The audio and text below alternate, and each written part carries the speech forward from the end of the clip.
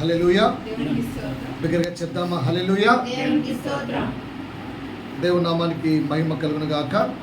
ఇప్పుడు వచ్చిన మీ అందరికీ కూడా ప్రభు పేరిట కృతజ్ఞతాస్తుతులు వందనములు చెల్లిస్తున్నాను. నేరుగా వాక్యదారులకు వెళ్దాం. మనము ధ్యానిస్తున్న అంశం యోహాను రాసిన మొదటి పత్రిక 28-29 వచనం. యోహాను రాసిన మొదటి పత్రిక 2వ అధ్యాయము 28-29 వచనం. కాబట్టి చిన్నపిల్లలారా ఆయన ప్రత్యక్షమగునప్పుడు ఆయన రాకడ యందు మనము ఆయన ఎదుట సిగ్గుపడకుండా ధైర్యము కలిగి నిలవాలి. అంటే చాలమ్మా, ఆయన రాకడలో మనము ధైర్యము కలిగి ఆయన ఎదుట నిలవాలి అంటే ఉన్న ఏకైక మార్గం ఏమని చెప్పాను? ఆయన రెండో రాకడికి వచ్చాడు. కినా వెళ్తామా ఉండిపోతామా, వెళ్తామా ఉండిపోతామా. ఈ హృదయము ఏం సాక్ష్యం ఇస్తుంది? ఇప్పుడు ఇలా హృదయం మీద చేసుకొని దేవుడు ఇప్పుడు ఈ క్షణం వస్తే నేను ఆయనతో ఉంటాను అని చెప్పగలిగే ఉన్నారా? నేను ఆయనతో ఎత్తబడతాను అని చెప్పగలిగే వారు ఉన్నారా? ఆన్సర్ ఉందా? అంటే ఎక్కడో ఒక భయం కదా. అందుకేమంటున్నాం, ఆయన ఎదుట సిగ్గుపడక ధైర్యముగా నిలబడాలంటే మనకున్న ఏకైక మార్గం ఏంటి చెప్పండి? ఇప్పుడు వీళ్ళందరూ నా స్టూడెంట్స్. నేను ఏదైనా ఒక పిక్నిక్ వెళ్తున్నాను.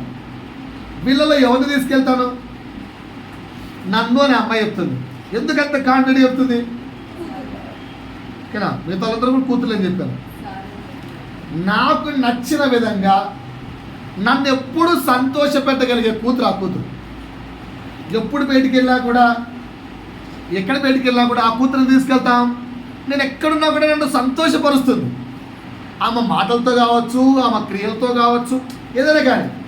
అట్లా ఇక్కడ ఎవరైతే నన్ను సంతోష పెడతారో వారు నాతో పాటు ప్రతిసారి బయటకు వస్తుంటారు. కరెక్ట్ కదా? ఇప్పుడు పరలోక రాజ్యానికి దేవుడు తీసుకెళ్ళాలంటే నువ్వేం చేయాలి? ఆయన్ను సంతోష పెట్టేవాడిగా జీవించాలి. That's all.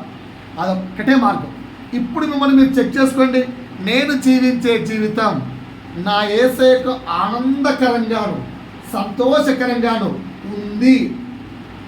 Question mark. Yes or no or. Check చేసుకుంటే ఎలా ఉన్నాం? అలా కరెక్టండి. సంఘాలు మౌనం అయిపోతున్నాయంటే అర్థం ఏంటో తెలుసా? క్షమించాలని చెప్తున్నాను. సంఘాలు మౌనం అయిపోతున్నాయి, మాట్లాడలేకపోతున్నామంటే నువ్వు ఎంతైనా ప్రభు మాట మాట్లాడు. ఈ హృదయాన్ని ఆల్రెడీ సాతానికి ఇచ్చేశాను. మేము మారం, నువ్వు తీసుకో మాట, మేము వినం. ఇక్కడ దాకానే వెళ్తుంది అంతే. ఇక్కడికి వెళ్ళకుండా ఆల్రెడీ ఇక్కడ ఏం చేసాము? అపవాదికి అప్పగించేసాం. అది చాలా తప్పండి. దైవ సేవకుడు సమాధానం చెప్పండి అన్నప్పుడు నువ్వు ఏ స్థితిలో ఉన్నా చెప్పాలంతే. నీ హృదయ మాట దేవుని మాటతో అంటుకడుతూ ఉండాలి.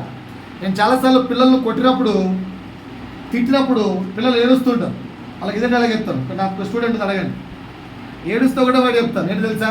ఏడుస్తున్నావు అంటే నువ్వు మారవు లైఫ్లో. నువ్వు ఏడుస్తున్నావు సార్ తిట్టేటప్పుడు, సార్ మందలించేటప్పుడు, సార్ ఒక దెబ్బ కొట్టినప్పుడు నువ్వు ఏడుస్తున్నావు, దాన్ని సీడ్ క్రియేట్ చేస్తున్నావు అంటే నువ్వు లైఫ్లో మారవు.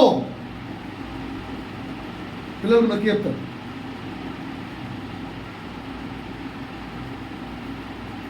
ఎందుకురా అంటే ఏడిచే వ్యక్తి అప్పుడప్పుడు సారిచ్చే పనిష్మెంట్ను క్యాన్సిల్ చేసుకోవడానికి చేసే టెక్నిక్ అది.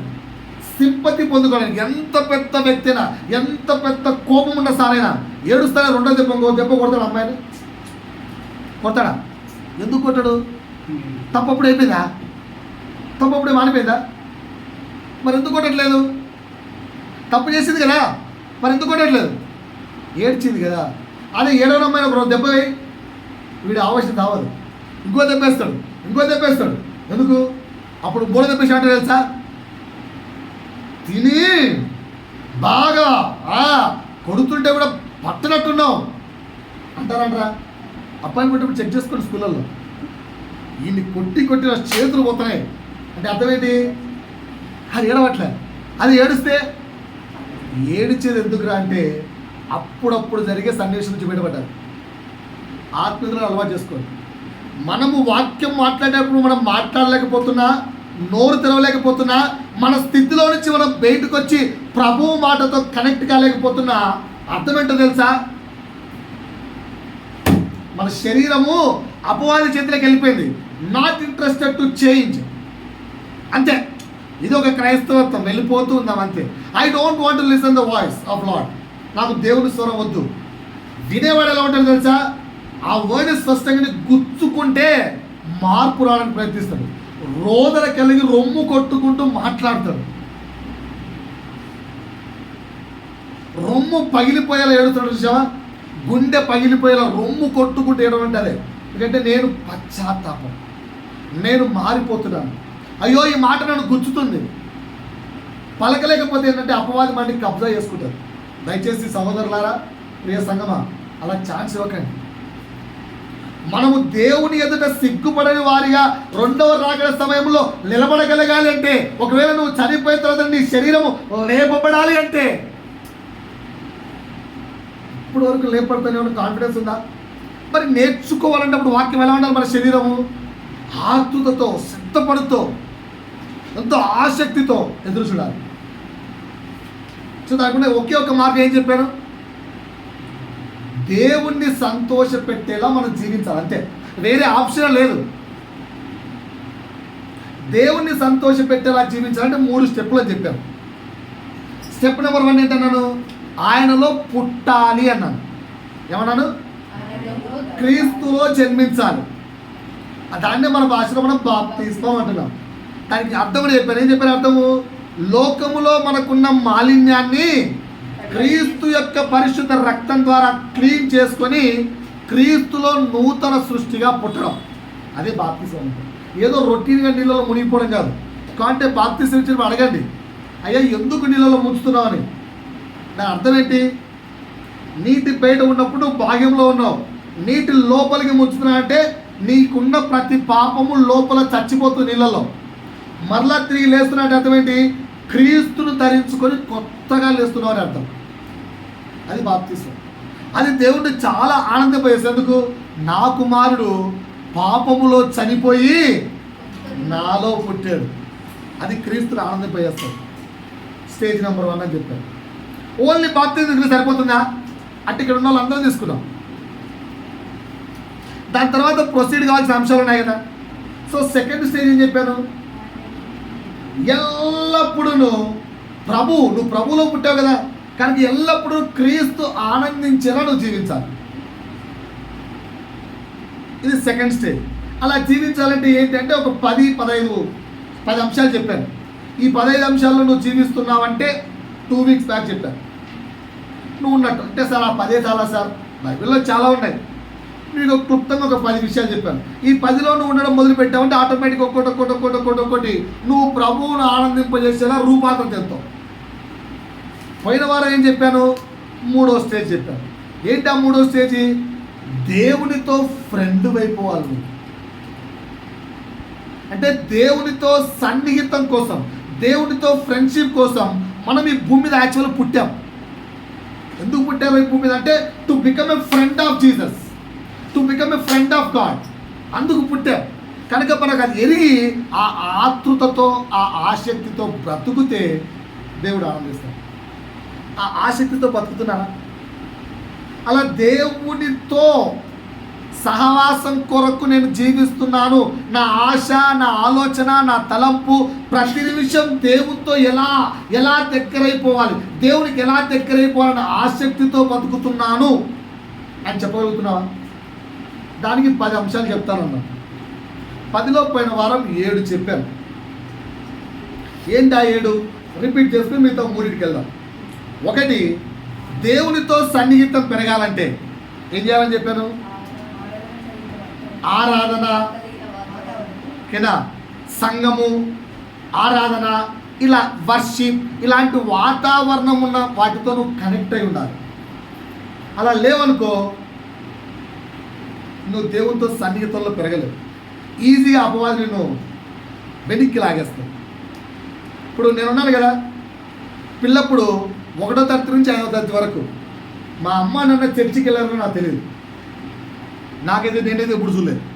అప్పుడప్పుడు మా అమ్మ వెళ్ళేది, అప్పుడప్పుడు మా అక్కలు వెళ్ళేవారు. ఆదివారం సంవత్సరానికి ఒక్కసారి మాత్రం మా డాడీ వెళ్ళేవారు, న్యూ ఇయర్. అంతే, ఆయన ఎప్పుడు వెళ్ళారు. కానీ నన్ను మాత్రం కొడుకును ఎంత సిన్సియర్గా చర్చికి పంపించేవాళ్ళంటే, అబ్బో భలే సిన్సియర్గా పంపించేవాళ్ళు. చాలా సిన్సియర్గా చర్చికి వెళ్ళేవాళ్ళు. I'm the best student of Sunday school. ఎన్ని ప్రైజులు వచ్చాయంటే సండే స్కూల్ టీచరు నన్ను మిస్ కాలేక, ఆమె ఏ టీచర్ తెలుసా? చెవిటి పిల్లలకు టీచింగ్ ఇచ్చే టీచర్. చెవిటి మూగ వాళ్ళు ఉంటారు కదా, ఆమె స్కూల్ ఉంది, చెవిటి మూగ పిల్లల స్కూల్.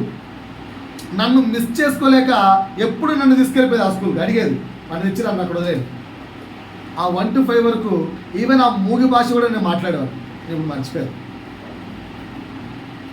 సైన్ లాంగ్వేజ్ మొత్తం వచ్చు నాకు అప్పుడు. ఎందుకంటే ఆ సండే స్కూల్ టీచర్కి అంత ఇష్టం. నేను ఐఎమ్ ద బెస్ట్ స్టూడెంట్. అప్పట్లో దేవుడి గురించి మత్తయి సువార్త, లూకా సువార్త, యోహాను సువార్త, మార్కు సువార్తలు ఏం చెప్పేవాడినో 5th క్లాస్ లోపే. ఏం చెప్పినా బుక్కులు చదివించేవాళ్ళు. అంత బాగా చదివేవాళ్ళం తెలుగు. 1 to 5 వరకే చెప్తున్నాను. 6th క్లాస్ తీసుకెళ్ళి హాస్టల్లో వేశారు. ఆ తర్వాత 12th క్లాస్ వరకు తెచ్చలేదు. ఓకేనా? అప్పటి వరకు ఎంత ప్యూర్ అంటే నేను 1 to 5th క్లాస్ వరకు పాపం అనే పదానికి అర్థం కూడా తెలియదు. ఇది చేస్తారు అని కూడా తెలియదు. ఇది ఈ పాపాలు లోకల్లో ఉంటాయని కూడా తెలియనంత అమాయకంగా పెరిగాను. ఎప్పుడైతే దేవుని సన్నిధి వాతావరణాన్ని మిస్ అయ్యానో అన్నీ వచ్చేసాయి. ఎంతగా వచ్చేసాయంటే చర్చ్ అంటే పరిగెత్తే నేను న్యూ ఇయర్ రోజు కూడా డాడీ చర్చికి వస్తున్నా పదా అని చెప్పి డుమ్మా కొట్టి మొత్తం ఫ్రెండ్స్తో రోడ్డు మీద ఎంజాయ్ చేసుకొని చర్చ్ అయిపోయిన లాస్ట్లో మేము పరలోక బంధున్న మా తండ్రి అనేటప్పుడు విన్నాను. ఎందుకు ఉండాలి దేవునితో సన్నిహితం అంటే? వాతావరణం ఉంటేనే సన్నిహితంగా ఉంటాం. అది మిస్ అయ్యి చర్చిలు మిస్ అవుతూ అవి మిస్ అవుతూ ఉన్నామనుకోండి, ఆటోమేటిక్గా దేవునితో సన్నిహితం తగ్గిపోతుంది. నేను బెస్ట్ ఎగ్జాంపుల్గా చెప్పాను. చెప్పాను అర్థమవుతుందా? ఇప్పటికీ కూడా ఈ రోజు కూడా ట్రైనింగ్ పెడితే ఎప్పుడెప్పుడు పోదామని ఎందుకు అనుకుంటాను తెలుసా? మళ్ళా ట్రైనింగ్ తీసుకోవడానికి కాదు. స్కూల్లో డుమ్మాలు పెట్టి శాలరీ కట్ అవుతున్నా కూడా అయినా సిద్ధపడిపోవడానికి ఎందుకు ఉదయపడతామంటే అక్కడున్న 12 రోజులు ఆ వాతావరణంలో ఉంటాం. ఆ 12 రోజుల వాతావరణం వల్ల సంవత్సరానికి కావాల్సినంత ఆత్మీయ పూస్తపిస్తుంది. అట్లా మీరు కూడా ఆ వాతావరణంలో ఉంటే దేవుని సన్నిహితంలోకి వస్తారు, లేదంటే కష్టం. దాన్ని ఈజీగా మనం డిలే తీసుకురా ఏముందో సండే పోకండి. ఒక సండే పోకపోతే 3-4 సండేలు రాదు. చెక్ చేసుకోండి, ఆటోమేటిక్గా దుమ్మాలు పడిపోతున్నట్టు. పాయింట్ అర్థమైందా? సెకండ్ పాయింట్ ఏం చెప్పాను? దేవునితో సన్నిహితం పెరగాలంటే ఏదో సండే టు సండే ఫ్రెండ్షిప్. ఈ ఆదివారము మళ్ళీ నెక్స్ట్ ఆదివారం బైబిల్ ఓపెన్ చేస్తా. మధ్యలో బైబిల్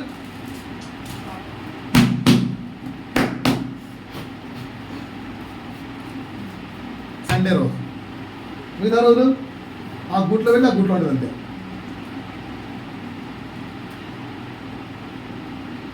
చాలా పెద్ద మంది చూశాను, వైట్ అండ్ వైట్ వేసుకున్న పాస్టర్స్ అని పిలువబడుతున్నారు.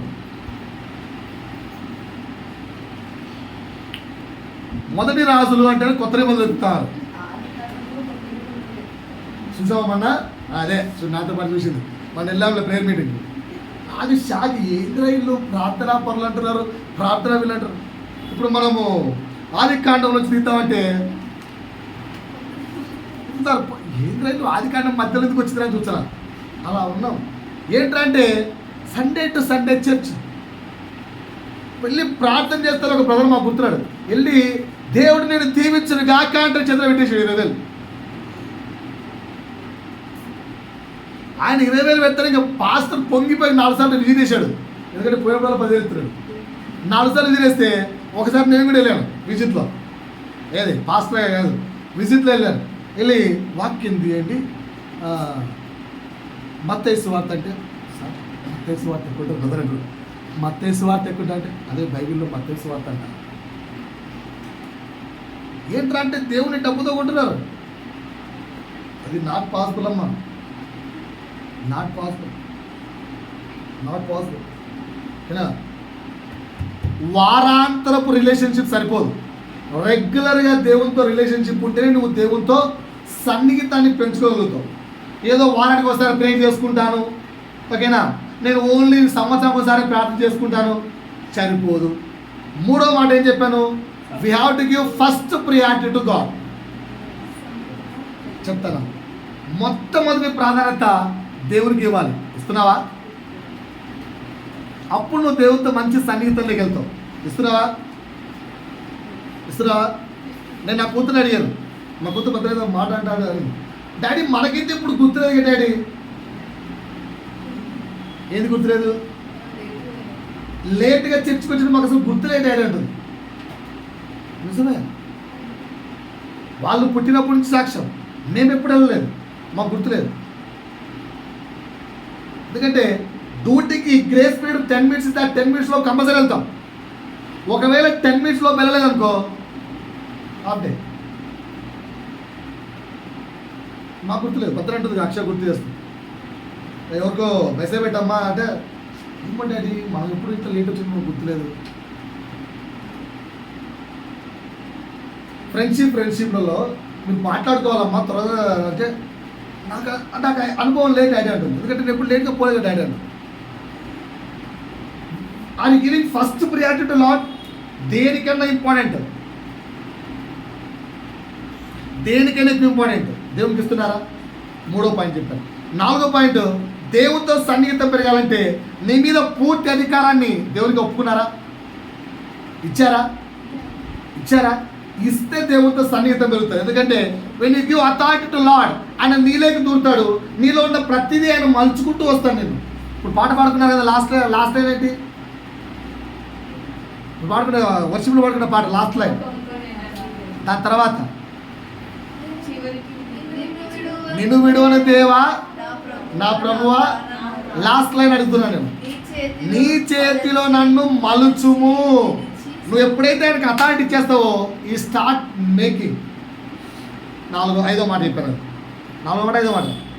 ఐదోది పాపాన్ని ఒప్పుకోవాలి, విడిచిపెట్టాలి, అప్పుడు దేవుడు నువ్వు దగ్గర అవుతావు.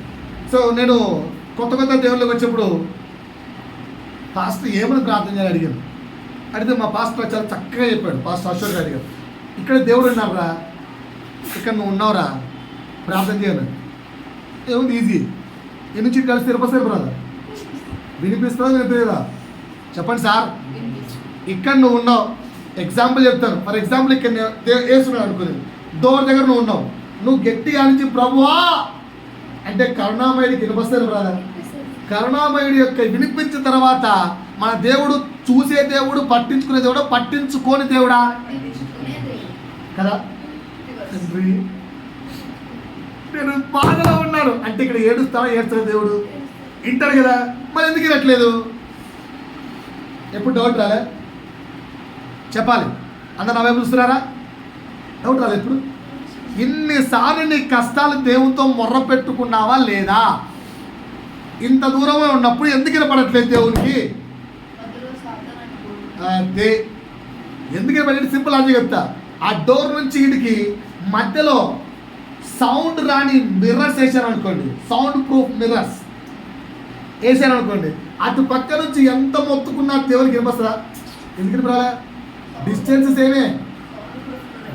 సేమే, మధ్యలో ఏమొచ్చాయి? సౌండ్ ప్రూఫ్ మిర్రర్స్ అడ్డంకులు వచ్చాయి.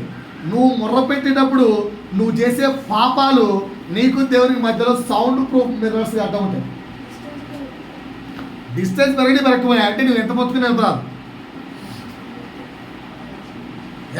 వెళ్ళరాదు, పోయిన వారం దైవ సేవకుడు చెప్తున్నాడు అన్నమాట వాక్యాన్ని. శోధించబడుట పాపము కాదు, శోధనలో పడుట పాపం. శోధన వచ్చినంటే పడిపోయావు అనుకో, ఒక మిర్రర్ అట్లా వచ్చేస్తుంది, ఒక గోడ. నువ్వు ఎంత మొత్తుకున్నా దేవుడు నీ ప్రార్థన వినడు, ఎందుకంటే చేరదు ఆయన చెవులకి, ఆయన చెవులకు చేరవు. పాయింట్ అర్థమైందా? సో అందుకేం చేయాలి? పాపాలు ఒక్కొక్కటి ఒప్పుకోవాలి, విడిచిపెట్టాలి. ఆరో ఏం చెప్పాను? లోకంలో నుండి నువ్వు ఏమైపోవాలి? వేరైపోవాలని చెప్పాను. ఇంకా లోకంలో ఉన్నావా, వేరైపోయావా? చెప్పాలి సార్. ఇంకా లోకంలో ఉన్నారా, వేరైపోయారా? లోకంలో ఉన్నారా, వేరైపోయారా? నువ్వు ఎన్నైనా చెప్పు సార్, దేవుడు తప్ప వేరే నాకు లేదు, దేవుడే నా సర్వస్వం, దేవుడే నా ప్రాణం, దేవుడే నాకు అన్ని, దాన్ని దాటిపోయే ప్రసక్తే లేదు. పెళ్లి చూపులు ఎస్ప్రో తీసుకెళ్ళి పిలవలేటండి. పెళ్ళి, బర్త్డేలు, ఫంక్షన్లు అన్నిట్లో యేసు పక్కన ఉండాలి. మిగతా అప్పుడు ఏ పెట్టేలాగేంది? ఏసే నా ప్రాణం, ఏసే నా సర్వం, ఆయన లేనిది అబ్బో ఏం పాటలు, ఏం ఆరాధన, ఏం వర్షిప్లో. కానీ ప్రవర్తించే స్థితికి వచ్చేసరికి అన్ని రూల్స్ పక్కన పెట్టేస్తాం, లోకంలో అన్నిటి యాజ్ తీసుగా ఫాలో అవుతాం. నువ్వు లోకాన్ని విడిచిపెట్టేట్టు ఎక్కడ? లోకముతో పాటు యేసులో ఉన్నావు అంతే. ఓకేనా? ఇది 6. 7 ఏం చెప్తున్నాను? సంపూర్ణ సమర్పణ అని చెప్పాను. చూసారా? యాక్చువల్లీ ఇది 3వ పాయింట్ అని చెప్పి పోయిన వారు ఏమన్నాను, దీన్ని నెక్స్ట్ వీక్ మళ్ళీ ఎక్స్ప్లెయిన్ చేస్తాను, అందుకే లాస్ట్ పాయింట్ చెప్పాను, సంపూర్ణ సమర్పణ. ఇప్పుడు ఒక చిన్న ప్రశ్న వేస్తా, అందరూ ఒకసారి నా వైపు చూసి అందరూ సమాధానం చెప్పాలి. చెప్తారు కదండి? చాలా ఈజీ ప్రశ్న, ఇందులో ఏం టఫ్ ఉండదు, ఏ ప్రశ్న ఏమాత్రం కష్టం ఉండదు, చాలా మీకు అర్థమయ్యేటట్టుగా ఈజీగా చెప్తాను. ఒకసారి నన్నే ఊహించుకుందాం. ఓకేనా? ప్రభు అన్న వెంటనే ప్రభు నాతో మాట్లాడతాడు.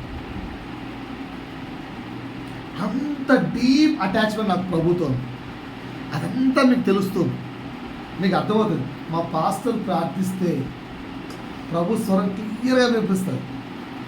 దేవుని గురించి ఇట్లా మాట ఎప్పుడో మీకు చెప్తుంటాం అనమాట. అంత డీప్ అన్యోన్య సహవాసం ఉన్న ఒక వ్యక్తి మీ మధ్యలో మీతో తిరుగుతున్నాడు అనుకో మీకు ఏమనిపిస్తుంది?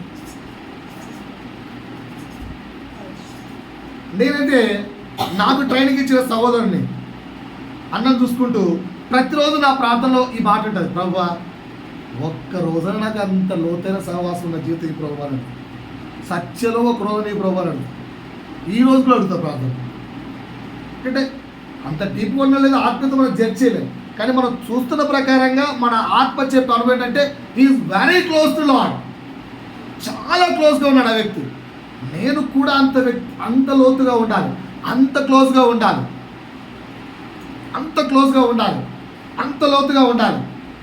ఎప్పుడు నా ప్రార్థన నిన్నగా విరక్తి వచ్చేసి ప్రభువా ఆశ్చర్యవా ఎన్నేళ్ళము జరుగుతున్నాడు.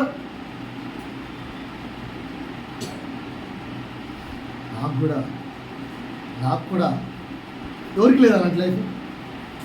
మేమైతే బాగా మిస్ అవుతున్నప్పుడు ఈ పాట బాగా నచ్చేది నాకు. ఓకేనా? పాట చూడండి, ఏ పాట అది? ఆశ అయితే ఉంది యేసయ్యా అలనాటి భక్తులిలా.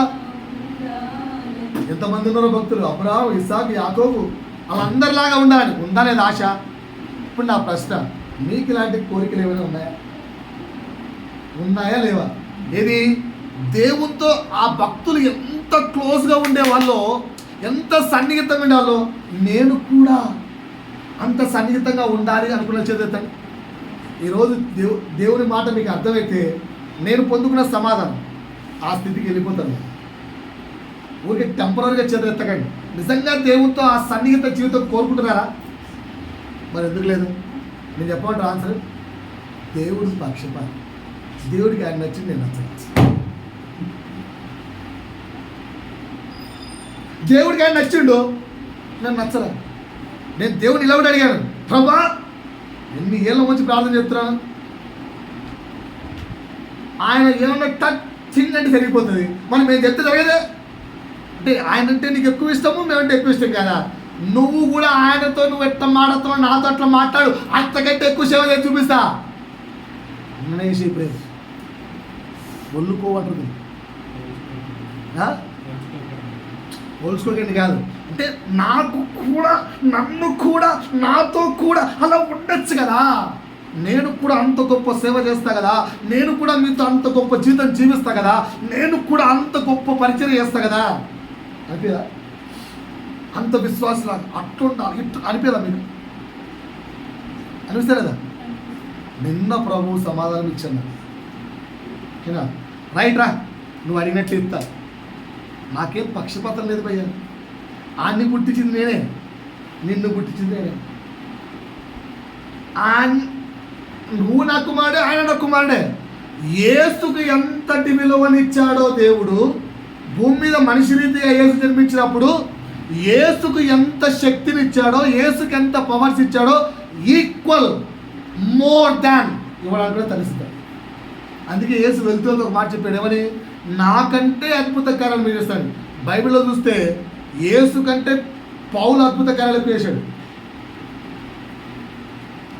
దేవుడికి పక్షపాతం లేదు. దేవుడు యేసు ప్రార్థిస్తూ ఎవరు ప్రార్థించాడు? తండ్రి, నేనును నువ్వును ఎలా ఉన్నామో వీరును మనము కూడా అలా ఉండాలి. అంటే విఆర్ అంత గొప్ప దేవుడు, ఆయనకు పక్షపాతం లేదు. మరి మనం ఎందుకు అలా లేము? మనకెందుకు దేవుడు? ఓకేనా? అడుగుతాడు ఈ మాట అడిగాను నేను ప్రేయర్లో.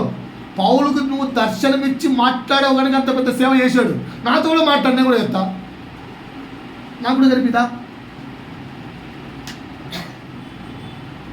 ఇట్లా అడగలేదు, వినయపూర్వకంగా నేను అడిగాను దేవుడిని. మీరు చెప్తున్నారు ఏదో కోపంగా చెప్తున్నారు కదా, వినయంగా అడిగాను ప్రేయర్లో, కానీ సమాధానం పొందుకున్నాం. ఇప్పుడు మీకు ఆ సమాధానం చెప్తాను. సంపూర్ణ సమర్పణ, దేవుని యొక్క సాన్నిహిత్యంలో పెరగాలంటే ఏముండాలి? సంపూర్ణ సమర్పణ. సంపూర్ణ సమర్పణ అంటే మొదటి క్వాలిటీ ఏం తెలుసా? సంపూర్ణ సమర్పణలో మొత్తం 4 క్వాలిటీస్ చెప్తున్నాను, రాసుకోండి. సంపూర్ణ సమర్పణ అంటే చాలా క్వాలిటీస్ ఉన్నాయి, అన్నింటి 4 క్వాలిటీస్లోకి మార్చేసాను అంతే. ఈ 4 నీలో ఉంటే సంపూర్ణంగా నువ్వు యు ఆర్ సరెండర్ అని అర్థం. సంపూర్ణ సమర్పణ మొదటి క్వాలిటీ ఏంటో తెలుసా? దేవునికి నీకు మధ్య దాపరిక ఉండకూడదు. అంటే ప్రతి అంశంలో కూడా you have to involve Jesus. ప్రతి అంశంలో కూడా you have to involve Jesus. దేవునికి నీకు మధ్య ఏ దాపరికం ఉండకూడదు. అన్నిట్లోనూ దేవుని ఇన్వాల్వ్ చేస్తావా? లంచం ఇచ్చేటప్పుడు దేవుని ఇన్వాల్వ్ చేస్తారా? ఎవరినైనా కాకబట్టేటప్పుడు దేవుని ఇన్వాల్వ్ చేస్తారా? ఏదైనా ఆచారం పాటించేటప్పుడు దేవుని ఇన్వాల్వ్ చేస్తారా? ఓకేనా? భర్త ఏదైనా సంతోషపరచమని అడిగినప్పుడు, నీకు అవసరమైన వాళ్ళు నీ స్నేహితులు ఏదైనా కోరుకున్నప్పుడు, అన్నిట్లో దేవుని ఇన్వాల్వ్ చేస్తావా? అంటే ఆర్ యు కంప్లీట్లీ సరెండర్డ్?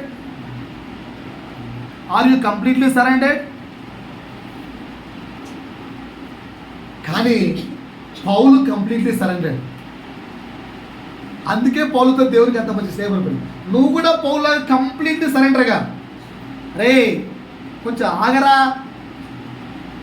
ఆ ఊర్లోకి వెళ్తే కొడతారా, కొంచెం ఆగు, సెట్ చేస్తా, పర్లేదు, వెళ్ళిపోదాం. కొట్టించుకొని ఇక్కడ పడేస్తే కొడవ పిల్లలు లేచి పర్లేదు ప్రభు ఇంకా ఊపింది, పోదాం. పౌలు అది అన్ని యాక్టివిటీస్లో ఎక్కడికైనా వెళ్ళాలన్నా, ఏదైనా చేయాలన్నా అన్నిటికీ దేవుని పర్మిషన్, గాడ్ పర్మిషన్లో కూడా ఎక్కడ పోయేవాడు కాదు. యేసు పర్మిషన్ తర్వాత ఆ విధంగా అన్నిట్లో నువ్వు దేవుణ్ణి ఇన్వాల్వ్ చేస్తున్నావా? మాట్లాడండి సార్,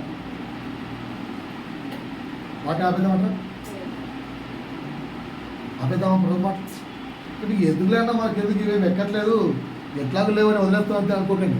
ఉండడానికి ప్రయత్నించండి. అందరి దగ్గర ఉన్నాయని కాదు, అందరి దగ్గర ఎందుకు మీకు బోధించే పాస్ దగ్గర లేక నీకు చెప్పాను, నా దగ్గర లేదు నాయన, నేను నేర్చుకుంటున్నానని. వింటే కదా ప్రయత్నిద్దాం. సో మొత్తం ఫస్ట్ ఏంటి? అన్నిటి ఎందుకు కూడా ఆయన్ను దాపరికెళ్ళగా ఆయనకు పర్మిషన్ ఇచ్చాను. Access to all. నీ ఫోన్లో యాక్సెస్ ఇవ్వండి, ఆయనకు ఇస్తారా? నీ ఫోన్లో యేసుకి యాక్సెస్ ఇస్తారా? వాట్సాప్లో యాక్సెస్ ఏంటో ఒకసారి చూద్దాం. ఎందుకు ఇయ్యరు? వద్దులే గమ్ముండు, ఆయనకి యాక్సెస్ ఇస్తే మనం 90 చూడొద్దు అంటాడు. ఆయనకి యాక్సెస్ ఇస్తే నో ఇన్స్టాగ్రామ్స్, నో ఇంకోటి ఏమున్నాయి, యూట్యూబ్, ఇంకేమున్నాయి, ఫేస్బుక్, నో నథింగ్. అందుకే నో నో యాక్సెస్. లాట్ నువ్వు అక్కడ ఉండు. అన్నిట్లో యాక్సెస్. అస్సలు పౌలు పేతురు వీళ్ళు ఇచ్చారా లేదా? వాళ్ళు యేసుకు తెలియకుండా ఒక్క చిన్న పని చేశారా? అందుకే యేసు వాళ్ళతో అంత క్లోజ్గా ఉన్నాడు. ఓకేనా? ఎందుకు ఆ 12 మందికి మాత్రమే అపోలస్తత్వం? వాళ్ళని ఎందుకు అపోలస్తులు అనిపించాడు? అపోస్తులు వాళ్ళని మాత్రమే ఎందుకంటే వాళ్ళలో ఉన్న ఈ క్వాలిఫికేషన్స్ మనలో లేవు. డిఫరెన్స్ అదే. వాళ్ళలో ఏంటి క్వాలిఫికేషన్? వాళ్ళ జీవితంలో అన్నిట్లో కూడా they gave access to Jesus. దేనిలో కూడా దాపరికెళ్ళలేదు, అన్నిట్లో యాక్సెస్ ఇచ్చారు. నువ్వు నేను ఇచ్చావా? సో ఫస్ట్ పాయింట్ ఏంటి? Give access to God in all aspects. అన్ని విషయముల్లో దేవునికి పర్మిషన్ ఇచ్చేయాలి. ఇచ్చేస్తున్నారా? అది సంపూర్ణ సమర్పణ.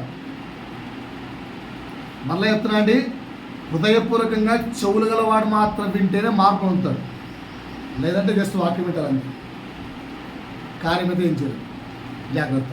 రెండవది లూకాసు వార్త. ఈ మాట ఎక్కడి నుంచి తీసుకున్నా అంటే ఆదికాండము, రెఫరెన్స్ కూడా రాసుకోండి పక్కన. ఆదికాండము 18వ అధ్యాయము 20 నుంచి 33.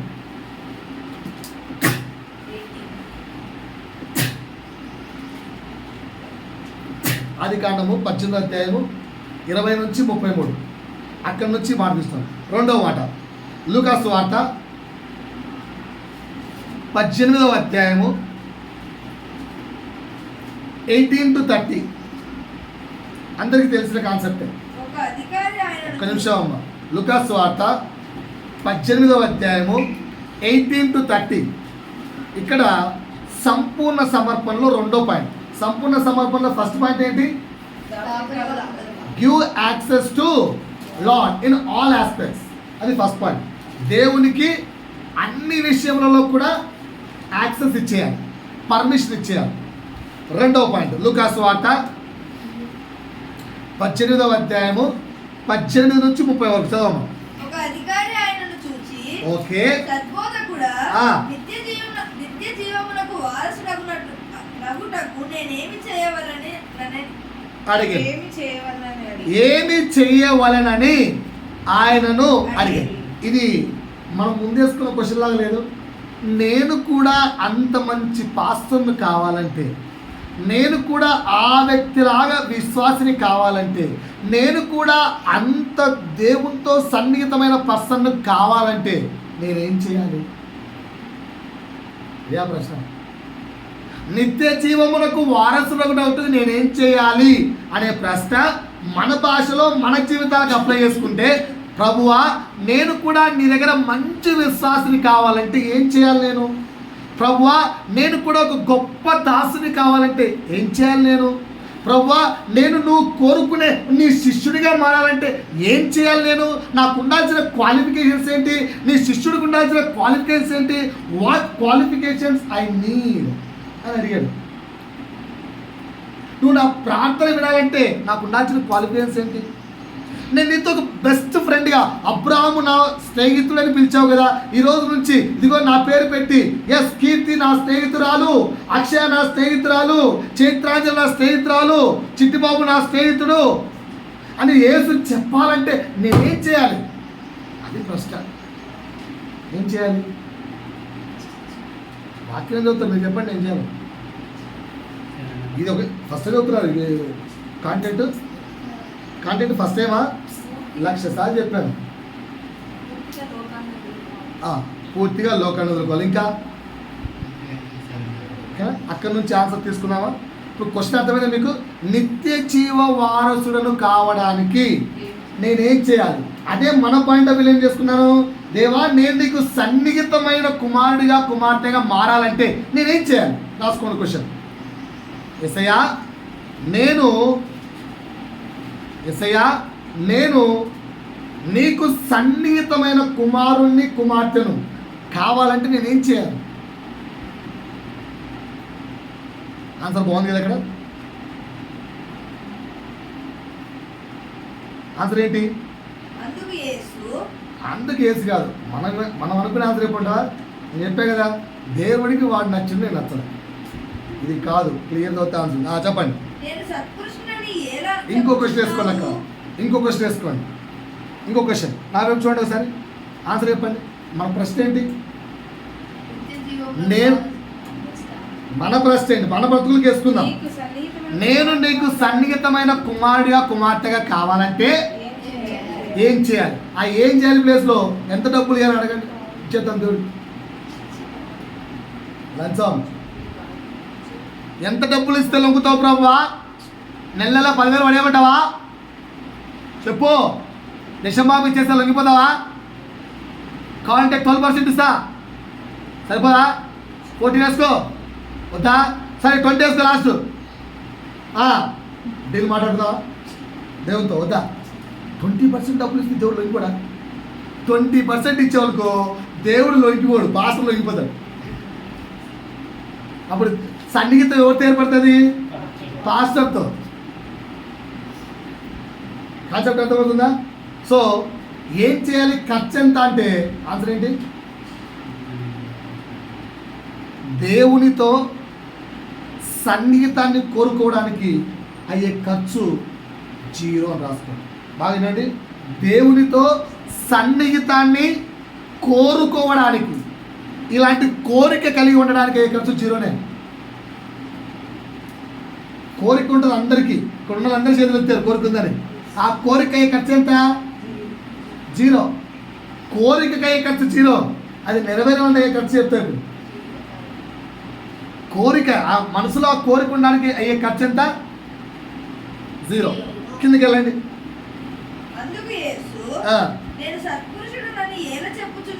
అది ఉదయమ్మా, దేవుని గురించి కిందకి వెళ్ళమ్మా. వ్యభిచరించవద్దు. కాదు, వ్యభిచరించవద్దు. సరేనండి. వ్యభిచరించవద్దు. ఇక్కడ ఎంతమంది వ్యభిచరిస్తున్నారు? పొలం చేయట్లేదు. అంటే మన దేవుడికి క్వాలిఫికేషన్ ఉంది. ఉందా లేదా? రైట్. 2 నరహత్య చేయవద్దు. మనం ఏమన్నా చంపామా? మన దేవుడికి క్వాలిఫికేషన్ ఉంది. ఉందా లేదా? ఎవరన్నా లేదంటే చేయవచ్చు. ఉంది కదా? ఉంది. 3 దొంగతనం చేశారా? ఏమన్నా దొంగలవా? మన దేవుడికి క్వాలిఫికేషన్ ఉంది. 4 మనం ఎప్పుడు కోర్టుకి వెళ్ళి అబద్ధ సాక్ష్యం చెప్పలేదు. ఇప్పుడు కోర్టుకి వెళ్ళారా? నేను వెళ్ళాను, నాకు తెలుసు బాగా. కోర్టు వెళ్ళారా? మనం ఎవరి మీద అబద్ధ సాక్ష్యం చెప్పలేదు. సో మన దేవుడికి క్వాలిఫికేషన్ ఉంది. ఈ పురుషుడే కాదు, మన దేవుడు ఉంది. రైట్. ఇంకా తల్లిదండ్రులను సన్మానిస్తున్నాం లేదా? ఫుడ్ పెడుతున్నాం లేదా? రెస్పెక్ట్ ఇస్తున్నాం లేదా? ఇస్తున్నాం. అంటే ఈ క్వాలిఫికేషన్ మన తెలుసు. రైట్. ఎరుగుదు కదా అని దేవుడు చెప్పాడు. చెప్తే ఆ యవ్వనస్తుడు చెప్పిన ఆన్సర్ ఏంటి?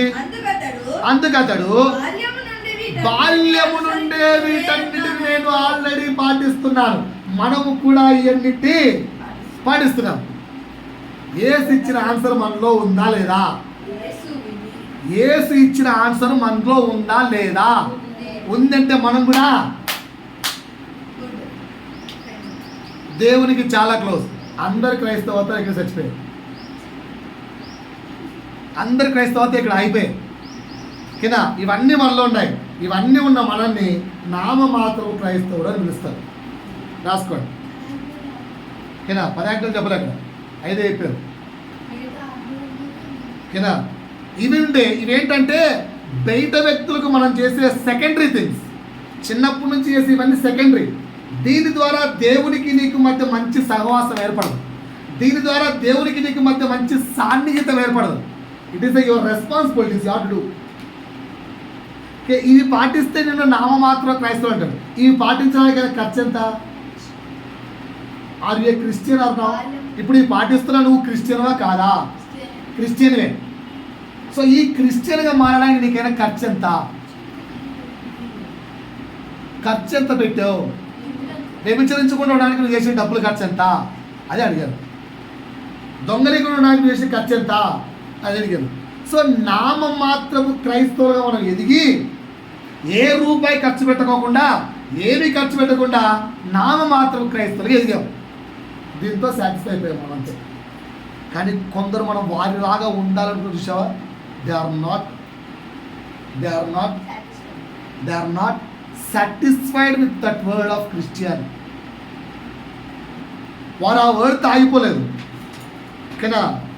ఒకసారి సహోదరుని అడిగా, బ్రదర్ను అడిగితే, అన్నా ఎందుకన్నా నీకు దేవుడు అంటే అంత పిచ్చి అని అడిగాను. అడిగితే అన్న ఒక మాట చెప్పాడు, అరే ఇప్పుడు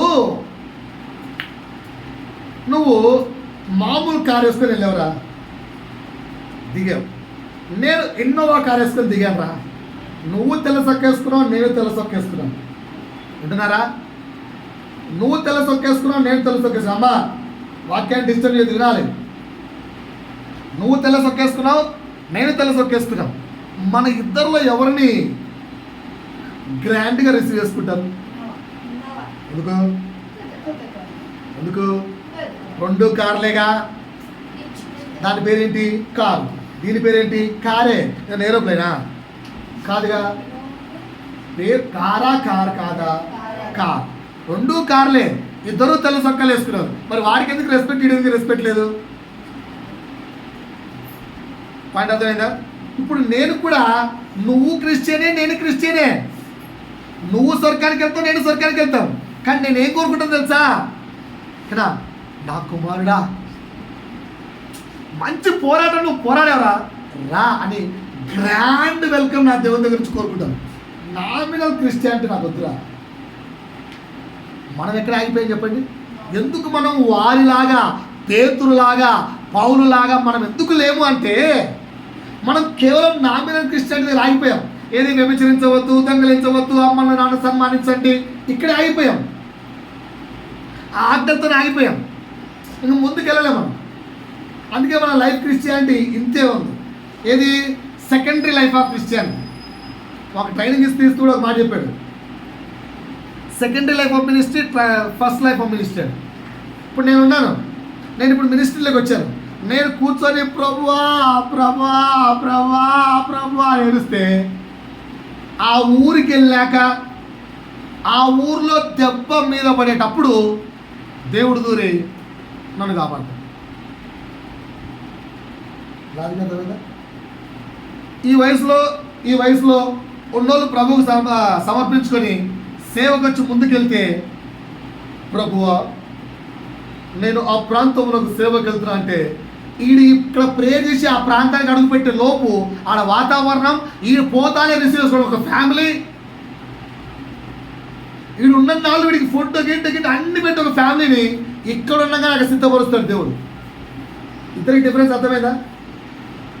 first priority ministry, second priority ministry. ఎందుకు ఈ డిఫరెన్స్ వచ్చింది? నేను అదే ప్రే చేశాను, నేను అదే ప్రార్థన చేస్తున్నాను కదా. ఏంటంటే సగం జీవితం అయిపోయినాక అన్నీ చేసుకొని ఇప్పుడు ప్రభువా అన్నాను. ఏమన్నాడు? జీవితము ఆరంభం కాకముందే ప్రభువుకు తన జీవితాన్ని అప్పగించుకున్నాడు. అందుకు ప్రభువు కొరకు సమర్పించుకోవడం అంటే. అందుకే ఏసులో చెప్తాను, నాన్న ఈ వయసులో రండ్రా, దేవుని ఉండండిరా, దేవుని నేర్చుకోండి అంటే, ఏం చాలు చిన్నపిల్లప్పుడా నీ పక్కన గిల్లులాటలు వేస్ట్ అయిపోతుంది. మీకు అర్థమైతేనే ఈ మాట విలువ అర్థమవుతుందయ్యా, లేదంటే నేను చేయలేను. సో ఇప్పుడు ఇద్దరు క్రైస్తవులమే. ఇది వ్యభిచరించవద్దు, దొంగలించవద్దు, ఇంతవరకు చెప్పిన క్రైస్తవుడే. కానీ మనమేం కోరుకుంటున్నాం? మన కోరికేమో దేవునితో వెరీ క్లోజ్ ఫ్రెండ్షిప్, కానీ మన క్రియలేమో దేవునితో జస్ట్ నామినల్ ఫ్రెండ్షిప్. మళ్ళీ మన కోరిక ఏంటి? వాడిలాగా ఉండాలి, వాడి స్థానంలో ఉండాలి, వాడితో దేవుడు నాతో క్లోజ్గా నాతో ఉండాలి. ఉంటాడు, ఎందుకున్నాడు? నువ్వు కూడా ఆ ప్లేస్కి వెళ్ళు. ఆ ప్లేస్కి వెళ్ళంటే ఏం చేయాలి? కింద ఉంది answer.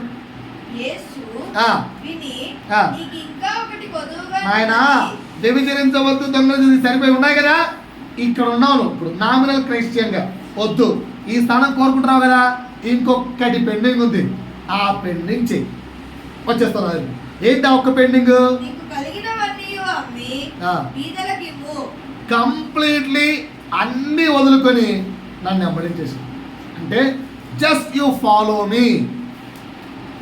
Just you follow me. పైన భూమి ఎందే కానీ భూమి కింద నీళ్ళ ఎందే కానీ దేని రూపమైనను దేని విగ్రహమైన నువ్వు పూజించకూడదు అనే ఫస్ట్ ఆజ్ఞ పాటించు. నీకు నేనే దేవుడై ఉండాలి, నువ్వు నాకు భక్తుడై ఉండాలి అంతే. దిస్ ఈస్ కాల్డ్ యాజ్ సంపూర్ణ సమర్పణ. పాయింట్ అర్థమైందా అండి? ఫస్ట్ ఏమి ఉండాలి? అన్నిట్లో దేవునికి యాక్సెస్. సెకండ్ది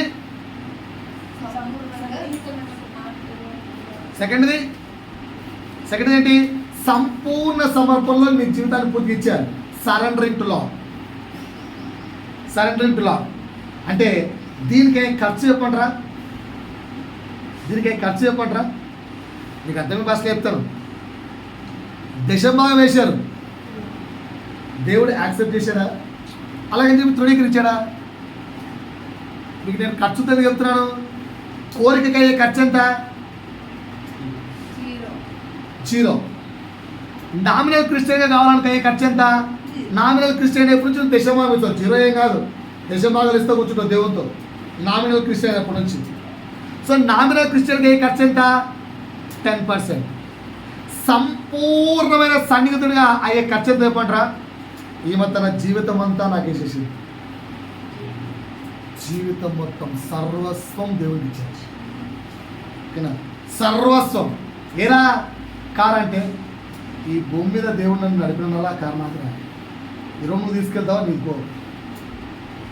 వాడికి దేని మీద ఆశ ఉండదు, ఆస్తుల మీద ఆశ ఉండదు, దేని మీద ఆశ ఉండదు. ఎందుకు? నా ఆస్తి పరలోక రాజ్యం అంటుంది, నా ఆస్తి నా ఏసై అంటుంది. అలా ఆ యవనస్తుడు చెప్పాడు. ఆ యవనస్తుడు మిస్టేక్ చేస్తున్నాడు. ఈరోజు మనం ఏం చేద్దాం?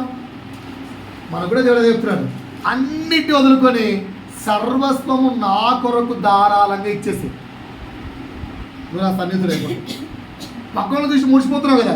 పౌలు ఆస్తి ఎంత? పేతురు ఆస్తి ఎంత? ఏం తక్కువ ఇచ్చారా పేతురికి ఆస్తి? పేతురికి ఆస్తి తక్కువ ఇచ్చారా?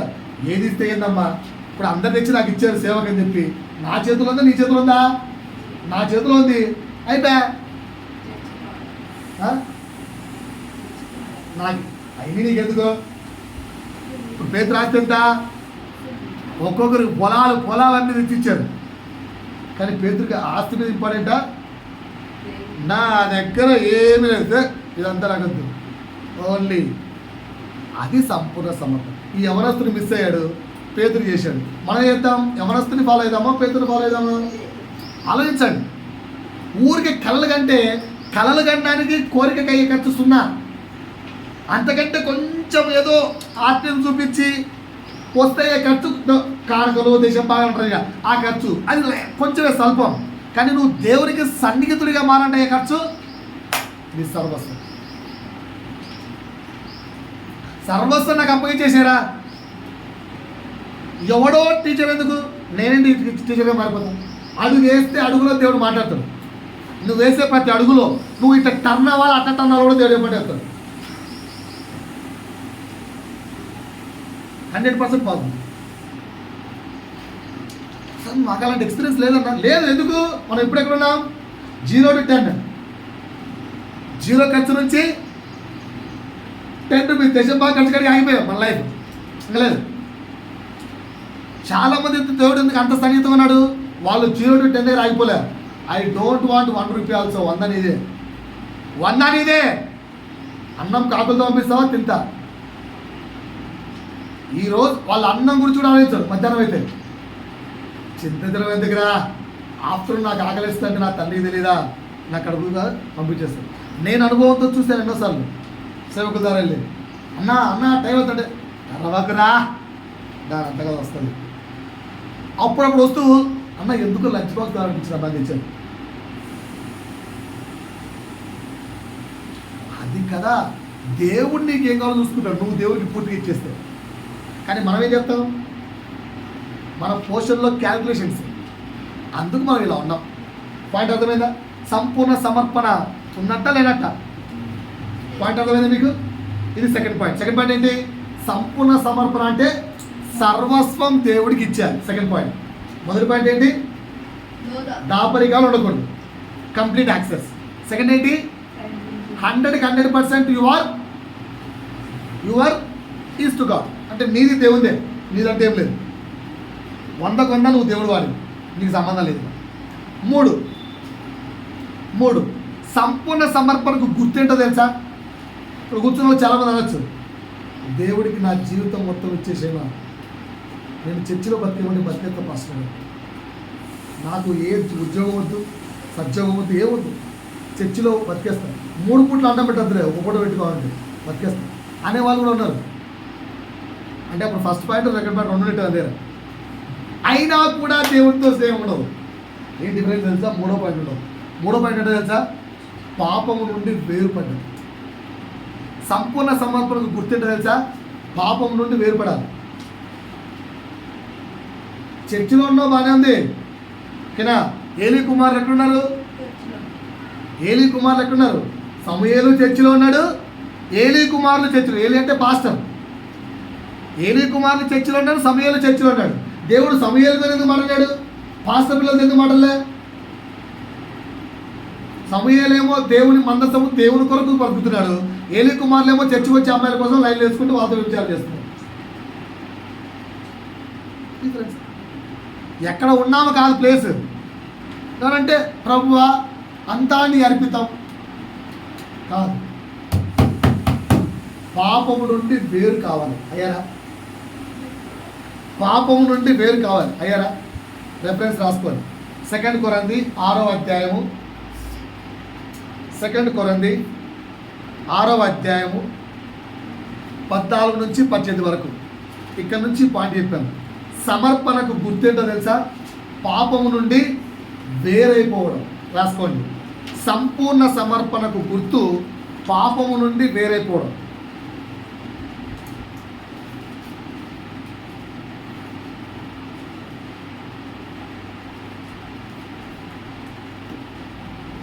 సంపూర్ణ సమర్పణకు గుర్తేంటి? పాపం నుండి వేరైపోవడం. ఏమమ్మాయి ఏంటి చర్చికి వస్తున్నట్టు? హే లేదు, tomorrow exam is there. Exam ఉందా? చదువుకో పర్లేదు, ఓకేనా? పక్కన ఉండండి. ఎగ్జామ్ ఉన్నది కదా, నువ్వు చర్చి వచ్చావు ఏంటంటే, పాస్టర్ గారు జస్ట్ డైలీ ఎగ్జామ్ పాస్టర్, అది 10 మార్క్స్గా, దాన్ని కూడా చర్చి మానేయాలి. ఇప్పుడు వీళ్ళిద్దరిలో ఎవరు పాపం నుండి వేరయ్యారు? దేని సంతరిస్తారు? ఎగ్జామ్ అంతా సంతరిస్తే ఫస్ట్ అమ్మాయి, 2వ అమ్మాయి, ఓకేనా?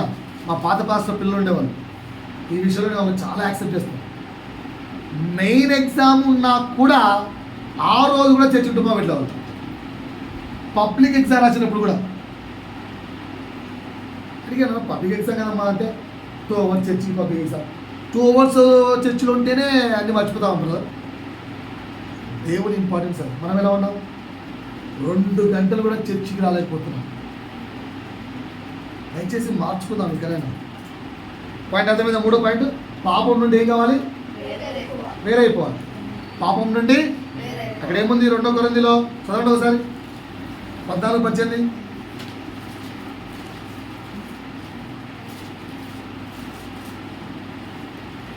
మనకి తెలిసిన మాటలే.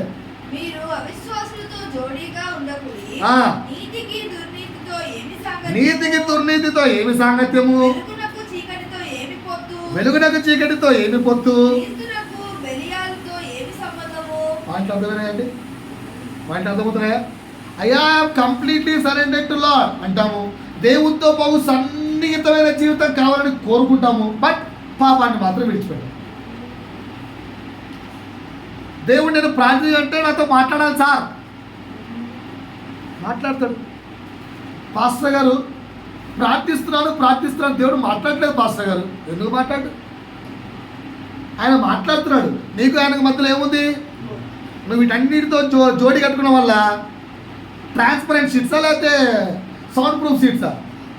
సౌండ్ ప్రూఫ్ షీట్స్ ఉన్నాయి, అందుకే ఆయన చెప్తున్నాను, నీ జోలికి రావట్లేదు. పాయింట్ అర్థమైందా అండి? 4వ పాయింట్. ఎన్ని పాయింట్లు చెప్పాను? మొదటి పాయింట్ ఏంటి? Complete access to Jesus. Second point ఏంటి? సంపూర్ణం, జీవితం అంతా ఆయనదే, సర్వస్వం ఆయనకి ఇచ్చేయాలి. 3 పాపం నుండి వేరుపడాలి. 4 రోమీయులకు రాసిన పత్రిక 12వ అధ్యాయం 1-2. ఇక్కడ 3 ఉన్నాయి. ఆ 3 దేవునికి సమర్పించాలి. ఏంటో ఆ 3 చెప్పండి. కాబట్టి సహోదరులారా, ఆ.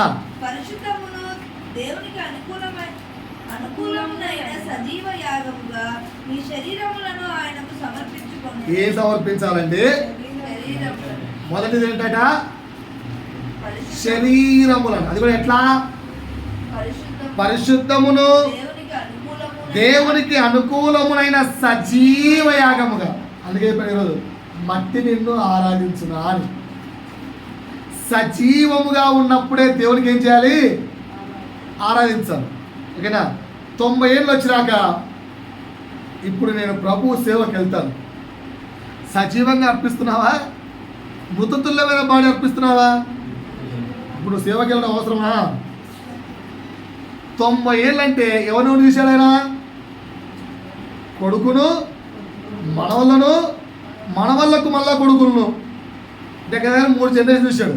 3 జనరేషన్స్ నువ్వు ఎవరిలో జీవించావు? లోకంలో. నిన్ను చూసి ఆ 3 జనరేషన్స్ దేనిలో జీవిస్తాయి? అంటే నీ తర్వాత 3 జనరేషన్స్ నాశనం చేసిన పాపి ఇప్పుడు నువ్వు దేవుని సేవ చేస్తావా? ఇది ప్రశ్నించుకోండి. మనం ఇప్పుడు నువ్వు ఎన్ని జనరేషన్ చూసావు? నిన్ను ఎన్ని జనరేషన్ చూస్తున్నాయి? ఇప్పుడు నన్ను చూస్తున్నావు అనుకోండి, నాకు ఆల్రెడీ ఇప్పుడు అబ్బ పోస్ట్ కూడా వచ్చేసాను. అబ్బా తాత పోస్ట్ వచ్చి అంటే ఏంటి? నాకు పిల్లలు, నా పిల్లలకు పిల్లలు కూడా ఉన్నారు. ఆ జనరేషన్ వచ్చిన ఇప్పుడు నేను ఫుల్గా పాపంలో అనుకో, వాడు ఏం నేర్చుకుంటాడు? నోరు తెరిస్తే బండ బూతులు నా నోరులో చేస్తున్నాయి అనుకో, వాడు ఏం నేర్చుకున్నాడు? ముసలికి అంటే ఇప్పుడు మేము ముసలి కదా, పిల్లలంటే మాకు బాగా ప్రేమ ఉంటుంది కదా అని ఎత్తుకునే వల్ల బండ బూతులు తింటుంటే వాడు ఏం నేర్చుకుంటాడు? అని నాశనం చేసినోడు ఇప్పుడు నేను సేవ చేస్తానంట. అంటే వాడు ఏమంటాడు? నోరు ముసుకొని కూర్చో, ఇన్నేళ్ళు చేసే సేవ చాలు, నేను బాగా నేర్చుకున్నాను. మిమ్మల్ని మీరు ప్రశ్నించుకోండి. ఏం నేర్పించారు మీ తరాలకు? నీ పిల్లలకు నువ్వు క్రైస్తవత్వం ఎంత నేర్పించావు? నీ పిల్లలకి క్రైస్తవత్వం ఎంత నేర్పించగలుగుతున్నావు? ఏంటి నీ సాక్ష్యం? అందుకే ముసలోడైనాక సేవ వద్దునైనా అంటారు. ఎందుకు? ఆల్రెడీ జనరేషన్స్ నాశనం చేసి పెట్టావు. ఇప్పుడు దేహాన్ని తెచ్చిన దేవుడికి ఇస్తా అంటే ఏం లాభం? సో ఎప్పుడు ఇవ్వాలి? సజీవ యాగముగా. When you have a strength. ఇంకా పాపము నీ యొక్క శరీరము రుచి చూడక మునిపే దేవుని కొరకు ఆసక్తి కలిగి నువ్వు సమర్పించుకుంటే, పిల్లలారా, యంగ్స్టర్స్, ఏమన్నా చెవులకి వెళ్తుందా? చెవులకి? పిల్లల్ని చర్చికి కంపల్సరీ తీసుకురండి. మీరు రాకపోయినా పర్వాలేదు, అది మీ నిర్ణయం. మీ పాపాలు మీ యొక్క దేవునితో లెక్క మీరే చెప్పుకోవాలి. పిల్లలు చర్చికి కంపల్సరీ రావాలి. ఎందుకంటే వాళ్ళు మాట్లాడుకుంటూ చాలా మాట్లాడతారు. వాళ్ళు మిమ్మల్ని డిస్టర్బ్ చేస్తారు. వాళ్ళు ఇంటారు. ఈ ఏజ్లో పడాలి వాళ్ళకు విత్తనం. సంపు ఏది బుద్ధతుల్లో అయిపోయినాక నేను దేవుడికి ఇతర పాస్టర్ తీసుకుని అంటే అప్పుడే చేసుకోవాలి. పాయింట్ అర్థమైందా? సో మొదటిది ఏం సమర్పించుకోవాలి? దేహం. అది శరీరము, దేహం. రెండోది దేవుని వాత్సల్యమును బట్టి మిమ్మల్ని బతిమాలుకొనుచున్నాను. ఇట్టి సేవ మీకు యుక్తమైనది. Okay right. ఇక ఈ లోక మర్యాదను అనుసరింపక ఉత్తమమును అనుకూలమును పూర్ణమునై ఉన్న దేవుని చిత్తమేదో పరీక్షించి. ఏం చేయాలంట? దేవుని చిత్తమేదో పరీక్షించుకొని మీ మనస్సులను, మీ చిత్తాన్ని దొరికించేయి. సమర్పించుకోవడం అంటే సమర్పయామే అంటాడు పూజ. అంటే అర్థం ఏంటి? On the spot, on the second, right now. ఇది నీది, నాది కాదు. ఓకేనా? బెస్ట్ ఎగ్జాంపుల్ మీకు అర్థమైంది చెప్తాను. భార్య పెళ్లి చేసుకుంటుంది కదా, ఆడవాళ్ళు పెళ్లి చేసుకుంటారు కదా. పెళ్లి చేసుకున్న తర్వాత ఆమె శరీరం, ఓయ్ నిన్న కాక మనం తాళి కట్టావు, అప్పుడే నా శరీరం నీకు ఎందుకు ఎత్తారా? ఈరోజుకి ఒక్క వెంట్రుక తీసుకో, రేపు ఇంకో వెంట్రుక ఇస్తా, ఎల్లుండి ఇంకో వెంట్రుక ఇస్తా, 3వ రోజు చే తగలనిస్తా, 4వ రోజు ఇక్కడ తగలనిస్తా, 5వ రోజు ఇక్కడ తగలనిస్తా, అట్ట ఒక 1 year అయిపోయిన తర్వాత చే తగలనిస్తా. అలాంటి చూద్దాం, అలాంటి చూద్దాం అంటరా. ఇదిగో ఈ రోజు నుంచి దేవుని సముఖమున, దేవుని సన్నిధి యందు, దేవుని పేరిట ఈమెను ఈయన భార్యగా అయిపోయింది. ఆ రోజు నుంచి ఆమె దేహం, ఆమె మనస్సు, ఆమె చిత్తం. ఏమండి నోరు మూసుకొని నా చిత్తం ఇది నోరు మూసుకొని కూర్చో అని ఎప్పుడు అనేవాళ్ళు చూసారా? ఎందుకంటారు ఇక్కడ కొందరు ఎవరన్నా లేటెస్ట్ టెక్నాలజీ లేడీస్ చూస్తే చెప్పలేదు, కానీ బైబిల్ని ఫాలో అవ్వాలని చూస్తే ఇది శ్రీ ఉండాల్సిన పద్ధతి. ఎందుకుంటుంది? దేవుని సముఖం ఏం చేశారు? దేహమును, మనస్సును, చిత్తమును, అంటే ఆమె యొక్క ఆలోచన, ఇష్టాన్ని కూడా సమర్పించేసుకుంది. She's hand over to husband. మనమెవరము? సంఘం అంటే క్రీస్తు యొక్క పవిత్రమైన కన్యక. పౌలు భక్తులు అంటారు కదా, పరిశుద్ధమైన కన్యకలుగా నేను మిమ్మల్ని దేవునికి. మనం ఎవరము? పరిశుద్ధుడైన వరుడైన యేసుకి అప్పగించబడ్డ కన్యకల. ఇప్పుడు మన యొక్క శరీరం ఎవరిది? మన మనసు ఎవరిది? మన చిత్తం ఎవరిది? అలా బతకండి, దేవునికి సన్నిహితంగా ఉంటారు. అంతే. 4 పాయింట్లు చెప్పాను. ఏం చెప్పండి 4 పాయింట్లు? మొదటిది ఏంటి? కంప్లీట్ యాక్సెస్ టు గాడ్, అదే దాపరికాలు ఉండకూడదు. రెండోది ఏంటి? నీ జీవిత సర్వస్వం దేవుందే. మూడోది ఏంటి? పాపం నుండి వేరుపడాలి. నాలుగోది ఏంటి? దేహము, మనస్సు, చిత్తం దేవుని హ్యాండ్ ఓవర్కి ఇచ్చారు. ఇలా ఇస్తే నువ్వు జీవించే జీవితం సంపూర్ణ సమర్పణతో కూడిన జీవితం.